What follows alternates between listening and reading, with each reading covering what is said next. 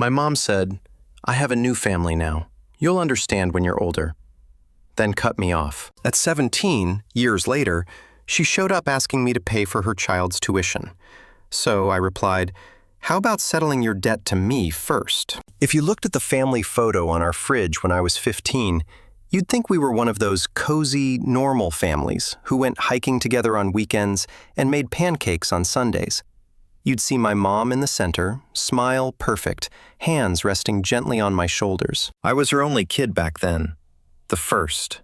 The test run. We wore matching denim jackets that day, and I remember thinking maybe, just maybe, things were finally going okay. But if you looked closely, you'd see that my eyes were squinting in the sun, while hers were locked on the camera like she was trying to win something. I was in that photo, but not really in it. And honestly, that was most of my life. My name's Ethan, and I used to think I had a place in my mom's world. Not the star role, but something steady. A supporting character, maybe. Until the script got flipped, and I got written out. It started slow. She was still mom in the traditional ways. Made dinner 3 nights a week, asked if I finished my homework, occasionally yelled at me for forgetting to take the chicken out of the freezer. But somewhere around my 16th birthday, something shifted. She met Craig at a self-growth for entrepreneurs retreat, or as I called it, Camp Divorcees with Audacity. Suddenly, she had a new glow, new clothes, and a new favorite word: manifest. Greg showed up in a shiny Lexus with a Bluetooth headset permanently fused to his head. He was all smiles and backhanded compliments. "So, you're the kid," he'd said when we first met. "Taller than I expected." "Thanks." Craig had a son, too. Tyler. Same age as me, but with the personality of a subscription box. Expensive, predictable, and aggressively advertised. The first time Tyler came over, he brought a drone and called me bro 8 times in 10 minutes. My mom smiled at everything he said like he was auditioning for a role she'd already cast him in. That summer was the beginning of the end. Craig started staying over more often than just stayed. Suddenly, our bathroom had his cologne in it. Our pantry had his keto snacks. My room got repainted to neutralize the vibe. And Tyler's stuff started taking over the guest room, which, by the way, was larger than mine. I remember the day she asked me to start doing my own grocery shopping. Said it was a life skill. I was 16. 1 week later, she handed Tyler a credit card just for emergencies and said, "Don't worry, you're family now." I laughed out loud. She didn't, but I still stayed. I still tried. I even helped Tyler build his drone stand and acted like I didn't hear him call me the other kid while talking to his friends on FaceTime. Then came my 17th birthday. No cake, no dinner, no present. Just a group text from Mom that said, "Happy birthday, Ethan. Hope today brings you clarity and growth, seedling." Clarity? Yeah, I got plenty of that. I didn't say anything that night. Didn't make a scene. I just sat on the back porch with a gas station cupcake and tried to convince myself it was fine, that maybe I didn't need a celebration. Maybe I was just growing up. But the truth, that was the night something inside me started to shrink. The next few weeks were quiet. The wrong kind. I was practically a ghost. Craig got louder. Tyler got more comfortable. And my mom, she got softer around them. Harsher with me. Like my presence was static, ruining her new signal. I remember once asking her if we could have a night just us, like old times. Maybe go see a movie or make her spaghetti that didn't involve spiraled zucchini. She smiled, but the kind of smile that makes your stomach drop. "Ethan," she said, "I have a new family now. You'll understand when you're older." That line landed like a brick in my throat. I didn't scream, didn't cry. I just stood there blinking, trying to process the fact that she'd said it like she was updating me on a dinner reservation. New family, as if I was a draft she never published. The night I left wasn't dramatic. No suitcase dragging behind me, no shouting match or slammed doors. Just a backpack, one hoodie, my phone at 17%, and a note on the kitchen counter that said, "Didn't want to interrupt dinner. I'll be out for a bit." They didn't ask where I was going, and I didn't expect them to. I took the bus across town and showed up at Leo's house with zero plan and the worst kind of hunger. Not food, just the ache of realizing you don't have a place anymore. Leo blinked when he opened the door. "Dude, you okay?" I said, You got room on the couch? He didn't ask questions, just moved the pizza box and tossed me a blanket that smelled like his dog and barbecue chips. I curled up in that corner like it was mine, even though I knew I didn't belong. That couch would be my home for the next 5 weeks. Leo's parents were too tired to care. His dad worked nights. His mom did nails from the garage. They assumed I was just hanging out for a while. Maybe they knew. Maybe they didn't. Either way, I kept my head down, washed my plate, and never used the hot water for more than 90 seconds. At school, I pretended nothing had changed. I still showed up, still turned in assignments, still nodded politely when teachers said, "Tell your mom I said hi." I'd smile and lie. She's doing great. Some nights I'd scroll through Instagram and see photos of Mom and Craig at wine tastings. Tyler showing off new headphones with the caption, "Thanks, fam. Blackheart." And I'd wonder if they even noticed the house was one person quieter. But I never texted, never called. Not because I was proud, because I was tired. Tired of chasing a version of love that kept moving the goalposts. By week 3, I got a job washing dishes at a 24-hour diner. Leo's cousin knew the manager. It was under the table, paid cash, and came with a uniform that smelled like regret and melted cheese. But I said yes because when you're 17 and broke, pride is a luxury. I worked the graveyard shift, 10 p.m. to 6 a.m. Then I'd take a nap on Leo's couch, change into school clothes in the bathroom, and try to stay awake through algebra by pretending the numbers meant something. Every dollar I made went into a shoebox. Not because I was saving up for something big, just trying to stretch the space between desperation and disaster. Eventually, I rented a storage unit, the kind you access through a PIN code that barely works, and a rusty roll-up door that sounds like it's announcing your secrets to the world. It was the size of a walk-in closet and cost me $70 a month. But it held my stuff: books, clothes, a busted laptop, a blanket from when I was 6. It held me. One night, maybe a month in, Leo fell asleep early, and I sat on the back steps of his house with a cheap energy drink, staring at my cracked phone screen, rereading old texts from my mom. "Proud of you. You're the best thing I ever did. Love you always, baby." Each one felt like a prank, and right then, for about 12 seconds, I thought about texting her. Just, "Hey," that's it. No anger, no accusations, just a thread to pull. But I didn't. Because I knew exactly what would happen. She'd answer, say something polite, blame circumstance, and then pivot to how we all have to grow sometime. No thanks. That night, I didn't sleep. Instead, I stayed up watching the stars peek through Leo's busted screen door and listened to the wind rattle a loose gutter. And I realized something simple but sharp. I wasn't homeless. I was just between homes, between families, between being someone's son and becoming my own person. And maybe that didn't feel brave yet, but it was something. There's this weird thing about turning 18 when you've already been on your own. Nothing changes. No confetti, no cosmic download of maturity. You just wake up and realize you're now legally allowed to vote, buy a lottery ticket, and be charged rent you can't afford. I turned 18 while scrubbing burnt eggs off a skillet the size of a tire. The cook yelled, "Happy birthday, dishwasher," and tossed me an extra stack of pancakes with whipped cream. I ate it in the alley behind the diner while a raccoon watched me like it had concerns about my life choices. That was my celebration. No candle, no calls, just me and the raccoon. By that point, I had upgraded from Leo's couch to a room in a 4-bedroom rental with 3 guys who thought doing the dishes meant stacking them in the sink like modern art. The room was the size of a parking spot, came with a stained mattress and no door lock.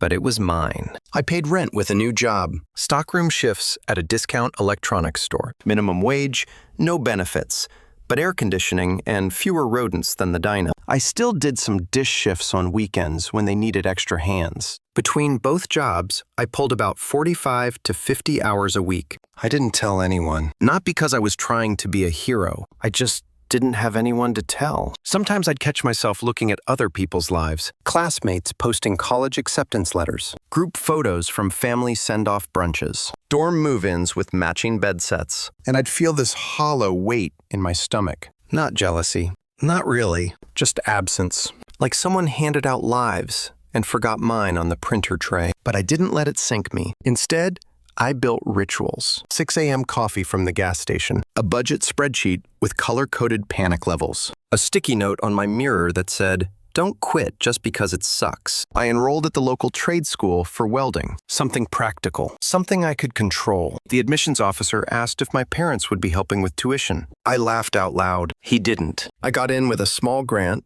a part-time class schedule, and a promise to never miss a payment, which meant no breaks. No vacations. Just work, school, sleep, repeat. I'd show up to class in steel-toe boots with grease on my collar, while my classmates scrolled TikTok between lectures. At first, I felt out of place. Then I realized they'd go home to full fridges and family dinners. I'd go home to a $1.50 frozen burrito and 3 roommates arguing about who unplugged the Wi-Fi. But I was still standing, and that had to count for something. Some nights I'd lie on that sad mattress listening to muffled laughter from the living room and wonder what it would feel like to be missed. Not pitied, not tolerated. Just missed. I never got a birthday message from my mom. Not a call. Not even a Facebook, "Hope you're doing well." But about a month later, she posted a photo of Tyler standing next to a shiny new car. Caption, "So proud of our boy. Can't wait to see all the big things he'll do. Blue heart,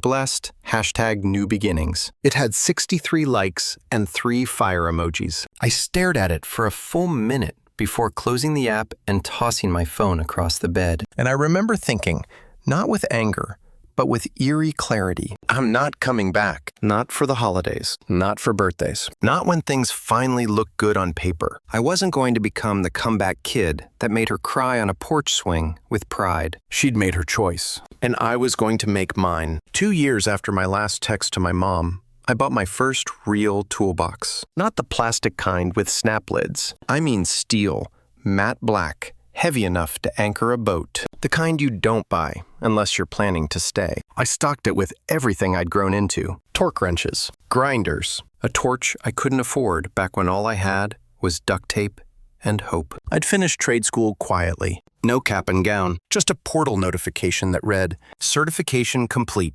Welding and fabrication." I didn't print it, just screenshotted it and moved on. Around that time, I got a full-time job at a welding shop run by a guy named Marty. Gruff.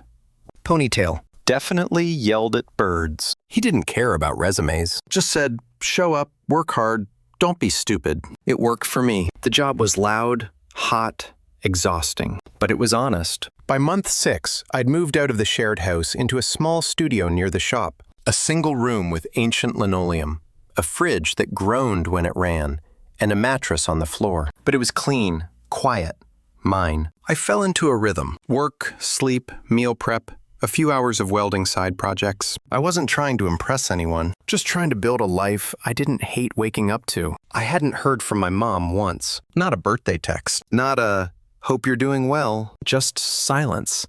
Like I'd been paused mid-sentence and never resumed. But one Wednesday, she broke it. It started with a call from a number I didn't know. I ignored it. Then a voicemail. "Ethan, it's your mom. I know it's been a while. I was hoping we could talk. Something's come up." Her voice hadn't changed. Same tone she used when asking me to grab milk from the store. No urgency. No apology. I didn't call back that day or the next, but curiosity is annoying like that. So I texted her, "What's this about?" Her reply came almost instantly. "Can we talk in person? I could stop by this week." I said yes. Not for her. For me. I wanted to see her face when she realized I'd done just fine without her. That Friday, she arrived at my apartment wearing a blazer and perfume, like she was headed to a PTA fundraiser. She didn't ask to come in, just walked past me like she still had keys. "Nice place," she said, scanning the room. "Very functional." "Thanks," I replied. "Built most of the furniture myself." She smiled thinly. "Right, welding. That's good. Practical." I didn't offer her a drink. She sat anyway. Then came the sigh, the dramatic pause, the tilt of her head that always meant a favor was coming, disguised as concern. "I wanted to ask if you'd consider helping with Tyler's tuition." I blinked. That was the line. No lead up. No easing in. Just a full-speed dive into audacity. "He's been accepted to a really promising business program," she went on. "But things are a little tight financially right now." I waited. She kept going. "And I thought maybe this could be a chance to reconnect. Show you're still part of the family." I stared at her, letting the silence stretch. Then I walked over to my workbench, pulled out a folder, and dropped it onto the table between us. Inside, every receipt from the months I lived under her roof, back when Tyler got Uber Eats, and I got sticky notes that said, "Eat what's in the freezer." At the top of the first page, I'd written, "Back rent, $4,200, due upon receipt." She blinked at it. "What is this?" "My invoice," I said flatly. "You wanted tuition help? Great. But family helps family, right? So let's settle my part first." Her face went stiff, part shock, part offense. "This isn't funny, Ethan. I'm not joking." Silence. Then she stood, tugged at her sleeves. "I see. Well, I thought maybe you'd grown up a bit." I smiled. "I did. That's why I keep records now." She left without another word. Didn't look back. Didn't even close the door all the way. I waited a beat, walked over, and shut it gently behind her. Then I poured myself a glass of water, sat on the edge of my bed, and let out the kind of slow breath that felt like letting go. Not of anger, but of expectation. She was never coming back the way I wanted her to. But I wasn't waiting anymore. That night, I didn't sleep much. Not because I was angry. That part had long passed. But because my brain wouldn't stop replaying her expression when I handed her the invoice. It wasn't guilt. It wasn't regret. It was confusion. Like she truly couldn't understand why I wasn't still orbiting her, grateful for crumbs and pretending they were meals. I guess that was the final piece I needed to see. For a long time, I held on to this fantasy, that one day she'd show up, eyes wet, voice shaking, saying, "I'm sorry I failed you." That she'd hug me so hard it would make up for every time she didn't. That we'd laugh over burned pancakes and Tyler's failure to assemble IKEA furniture without supervision. But now I knew. She hadn't just walked away. She never looked back. I wasn't her unfinished chapter. I was her deleted file. And weirdly, that realization didn't break me. It steadied me. Because for the first time, I saw my story wasn't waiting for her approval anymore. The next morning, I went to work like usual, welded a gate for a local gym, patched up a trailer hitch, drank gas station coffee that tasted like motor oil and freedom. Marty didn't ask about the circles under my eyes, just grunted when I clocked in 5 minutes early. "Overachieving today, huh?" he muttered. "Just avoiding voicemails," I replied. He snorted. "Fair enough." At lunch, I opened my phone. No new messages. I scrolled through my old photos, stopping at a blurry one from years ago. Me and Leo sitting on his porch, eating instant ramen out of the pot. We looked like raccoons with student debt. I smiled. That couch, that busted sink, that weird half-hug Leo always gave, those were the things that held me together. Not blood, not biology, but grit and borrowed blankets, and friends who never once asked why I needed the last slice of pizza more than they did. That weekend, I got a call from a local fabrication shop that had seen my work on Instagram. They needed someone for a project, something custom, one of a kind. They said they'd heard I worked like hell and didn't talk much. Accurate. I took the job. Spent the next few weeks designing metal stair rails for a modern cabin upstate. It was clean work, steady hands, a little creative. One night, after finishing the first panel, I stood back, looked at the welds, and felt something I hadn't felt in a long time. Pride, not performative. Not manufactured for someone else's approval, just mine. That same week, I got a message on Facebook from Tyler. I hadn't heard from him since I left. His profile pic was a filtered selfie with a caption that said something about legacy building and hustle hard. I nearly ignored the message, but curiosity got the better of me. It said, "Hey man, sorry about how things went down. No hard feelings. I was wondering if your shop's hiring." I stared at it. Then I screenshotted the rent invoice I'd given our mom, attached it to the reply, and wrote, "Ask her to forward this first." Blocked him after that. Not out of spite, but because I was done being the quiet one, everyone assumed would always be available for cleanup duty. I wasn't a backup plan. I was plan A. Starting your own shop sounds cool on paper. Instagram makes it look like espresso-fueled brainstorming sessions and dramatic warehouse lighting. In reality, it was me, a folding table in the back of Marty's storage room, and a Home Depot credit card that coughed every time I used it. I called it East Steel Fabrication, not because it sounded sleek, but because I lived on East Maple Street and was too tired to be creative. The first logo I drew with my finger on a cracked phone screen and printed at the library. The ink smudged. Still, I slapped it on the door like I was launching SpaceX. Marty let me rent half the back room, as long as I don't hear you whining, which was his way of saying he didn't care what I did, so long as sparks didn't touch his tool chest. I worked 7 days a week, Monday through Friday at Marty's, weekends and nights for East Steel. My projects were small at first. Railings, bike rack, once a steel-framed bench for a lady who wanted her backyard to look post-apocalyptic chic. I took it all. No job was beneath me. If someone wanted their mailbox welded to look like a dragon, I was their guy. If they paid in cash and I could afford ramen and rent, I said thank you and got to work. I posted everything on Instagram. At first, just 5 followers. Me, Leo, 2 bots, and some girl who thought I was someone else. But slowly, people started noticing. Leo's cousin ordered a custom fire pit. Then a barista from downtown shared it on her story. Some small design blogger reposted that. Then, boom, I got 5 inquiries in one day. I nearly cried into my work gloves. I didn't, though. I just upgraded my gloves. Reinvested every dollar. No fancy shoes. No car upgrade. Just tools. Better clamps. A used welder I named Beast because it sparked like it hated me. Eventually, I moved into a rented garage. Actual space. Real airflow.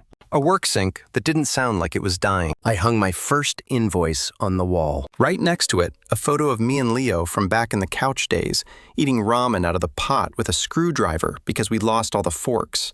That was my reminder not to get soft. To remember who ate with me when no one else noticed I was hungry. Then one afternoon, while I was installing a staircase railing at a lake house, my phone buzzed. Unknown number. I let it ring. Then it buzzed again. Voicemail. Later, I played it. My mom, her voice hadn't aged a minute. Ethan, I heard you started some kind of fabrication business. That's great. Listen, things haven't been easy lately. Craig's dealing with some legal stuff. Tyler's program isn't panning out. I was hoping we could catch up over dinner. Family should stick together, you know? Family, that word again. Like she just found it in a drawer and decided to dust it off for the occasion. I didn't reply. I didn't even feel mad. Just done. That night, I cooked myself dinner. A real one. Actual meat, vegetables, mashed potatoes. Not something microwaved in a flimsy plastic bowl. I sat at my own kitchen table with a glass of cheap red wine and let the silence settle. It was the same kind of silence I'd had when I was 17, sitting on Leo's back steps, pretending cold ramen tasted better in the dark. But this time, the quiet didn't feel like abandonment. It felt like an arrival. I didn't need applause. I didn't need her to clap for me. I had a business, a name, a place that was mine, and no one could invoice that out of me. The invitation came in a group message, not even a personal text, just a bubble from a thread labeled Family Updates Red Heart. A thread I didn't even know I was still in. The last message, before, it was a blurry photo of Tyler next to a birthday cake with candles that spelled 25 and a caption from my mom. So proud of this man. Can't wait to see what this year brings. Clinking glasses, blue heart. Then the new message. Hi all. We're having a family dinner this Sunday to celebrate Craig's early retirement. Hope everyone can make it. Let us know if you'll be bringing a +1. Smiling face with smiling eyes. I stared at it for a full minute. No direct mention of me. No personal invite. Just a digital flyer tossed into a group I'd been erased from 2 years ago. I didn't respond. Didn't click like, but I didn't delete it either. Something about the timing felt intentional. Like they were testing the water, or maybe showing off. Craig had retired early. Tyler was, well, still coasting, but in a slightly more adult costume. And I was the one they figured might bring a date if he wasn't still fixing things with a blowtorch. I didn't have a +1, but I had something better. A schedule and boundaries. Sunday rolled around. I finished an install early. Custom balcony railing for a downtown client who paid in full and tipped me a bottle of scotch I couldn't pronounce. I took a long shower. Put on jeans that didn't smell like metal dust. Threw on a clean black button-down. Nothing flashy, just clean. At 6:30 p.m., I pulled up to my mom's house in a company van, wrapped, branded, freshly washed. East Steel Fabrication in bold lettering. My phone number on the side, and my logo, which no longer smudged. The driveway was packed. Lexus, BMW, Tyler's new lease. I parked right behind Craig's prize truck, just close enough to make him nervous. When I stepped inside, it was like walking into a live version of an Instagram family post. Charcuterie boards, matching napkins, jazz in the background. Tyler talking loudly about market pivot potential. My mom's face lit up when she saw me, too quickly, like she'd been practicing. "Ethan, I wasn't sure you'd come." "Neither was I said, walking past her into the kitchen. I wasn't rude, just exact. Craig gave me a nod. Tyler waved like we were best friends from summer camp. I made myself a plate, sat at the table across from an aunt I barely remembered, who said, "So I heard you started doing metalwork, like art or plumbing?" "Welding," I said. "Custom fabrication. Railings, gates, commercial builds. Business is good." She blinked. "Oh, like real business?" I smiled. "Real enough to pay your son's law firm for custom contracts." Tyler glanced over at that. He knew. The conversation shifted fast after that. I answered polite questions, gave short replies, didn't drink, just watched. Observed how they danced around the fact I wasn't a screw-up, that I wasn't resentful, that I was calm. When dessert came out, a massive cake that said, "Cheers to Craig," my mom tapped her glass for attention. "Before we cut the cake," she said, "I just want to thank everyone for being here. Family means everything, especially the ones who stick with you through thick and thin." I didn't flinch, didn't raise an eyebrow, but when people clapped, I didn't join in. I just stood, took my keys out of my pocket, and said to the room, "I've got an early install tomorrow. Thanks for dinner." Before anyone could respond, I walked to the door. Tyler called after me. "Hey, you need help with anything?" I turned, smiling. "Yeah, actually. If you could move your BMW back about 6 feet, my van doesn't back down easily." His face twitched, and I walked out. Didn't slam the door, didn't look back, just stepped into my van, started the engine, and drove off. Not triumphant, not bitter, just clear. The next morning, my phone buzzed. Not early, just late enough to feel intentional. Blocked number. I didn't pick up. It buzzed again. Voicemail, same number. I let it sit while I drank my coffee. Boots already laced. Job file open beside my eggs. The install was 30 minutes out, and I had no time for games. But curiosity? It's relentless. I hit play. Her voice again, calmer this time, almost tender. "Ethan, it's me. Last night was nice. I'm glad you came.